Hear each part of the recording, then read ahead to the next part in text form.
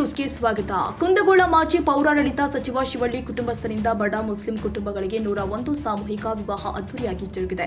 ಈ ಕಾರ್ಯಕ್ರಮಕ್ಕೆ ಸಚಿವ ಸತೀಶ್ ಜಾರಕಿಹೊಳಿ, ಯತೀಂದ್ರ ಸಿದ್ದರಾಮಯ್ಯ, ಸಲೀಂ ಅಹಮದ್ ಭಾಗಿಯಾಗಿದ್ದರು. ಕುಂದಗೋಳ ಕ್ಷೇತ್ರದಲ್ಲಿ ಮತ್ತೆ ಕಾಂಗ್ರೆಸ್ ಪಾಳೆಯದಲ್ಲಿ ಶಿವಳ್ಳಿ ಕುಟುಂಬಸ್ಥರು ಸಕ್ರಿಯ ರಾಜಕೀಯಕ್ಕೆ ಇಳಿದಿರುವ ಹಿನ್ನೆಲೆ ಬಡ ಮುಸ್ಲಿಂ ಸಮುದಾಯದ 101 ಸಾಮೂಹಿಕ ವಿವಾಹ ಸಾಕ್ಷಿಯಾಗಿದೆ.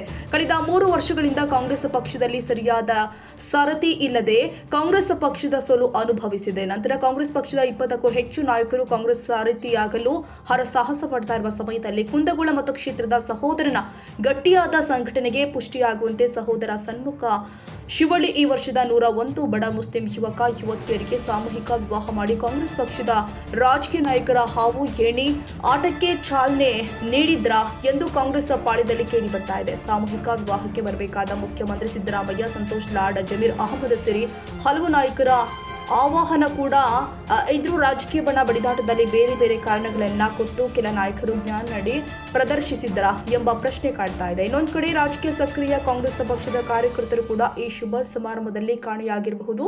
ವಧುವರರಿಗೆ ಭಗವಂತ ಆಶೀರ್ವಾದ ಮಾಡಲಿ, ಒಳ್ಳೆಯ ಒಂದು ಜೀವನದ ನಿರೂಪಣೆ ಆಗಲಿ, ಏನು ನವ ಜೋಡಿ ಅದವು ನವ ಜೋಡಿ ಜೀವನದೊಳಗ ಜನ್ಮದ ಜೋಡಿಯಾಗಿ ಬಾಳಿ ಭಗವಂತ ಮುಂದಿನ ದಿನಮಾನದಲ್ಲಿ ಹೆಚ್ಚು ಆಶೀರ್ವಾದ ಮಾಡಲಿ ಅನ್ನುವಂತ ಮಾತನ್ನು ಕೂಡ ಹೇಳಿ ಸಮಸ್ತ ಕುಂದಗೋಳ ತಾಲೂಕಿನ ಎಲ್ಲ ಮುಸ್ಲಿಂ ಸಮಾಜದ ಹಿರಿಯರಿಗೆ, ಕಮಿಟಿಯ ಗೌರವಾನ್ವಿತ ಅಧ್ಯಕ್ಷರಿಗೆ, ಸಮಾಜದ ಅಂಜುಮನ್ ಅಧ್ಯಕ್ಷರಿಗೆ, ಎಲ್ಲ ಜಮಾತಿನ ಅಧ್ಯಕ್ಷರಿಗೂ ಕೂಡ ನನ್ನ ವೈಯಕ್ತಿಕ ಧನ್ಯವಾದಗಳನ್ನ.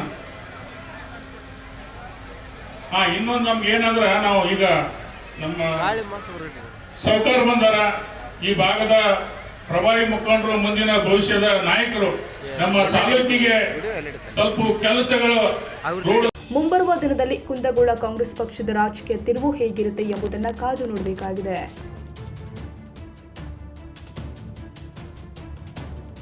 ಕನ್ನಡಿಗರ ಮೆಚ್ಚಿನ ನಿಮ್ಮ AJ 24/7 ನ್ಯೂಸ್ ಕನ್ನಡ ವಾಹಿನಿ ಇದೀಗ ಟಿವಿಯಲ್ಲಿ ಲಭ್ಯ.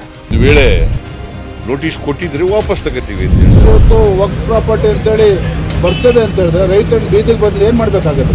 ಯಾರು ವೋಟ್ ಹಾಕಲಿಲ್ಲ ಅಂದ್ರೆ ಗ್ಯಾರಂಟಿನೆಲ್ಲ ಸ್ಟಾಪ್ ಮಾಡ್ಬಿಡ್ತೀವಿ.